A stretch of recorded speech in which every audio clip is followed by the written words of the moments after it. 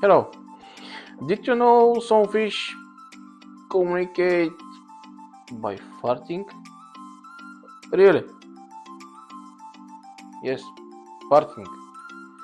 A family Herringa fish release bubbles from their swim bladers.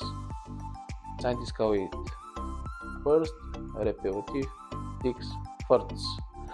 Yeah, literally spells like farts. This is science joke. The sound like a burst underwater, and maybe help the fish stay together at night. So next time you see herring in the sea, remember it's not just a swimming; it's a bubble chat room. Science is full of surprise, and sometimes they stink. Subscribe. Repetitive, 2 hours later. repetitive tics.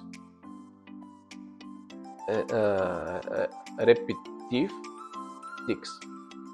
Farting. Fish release bubbles their swim bladers. Scientists short farts.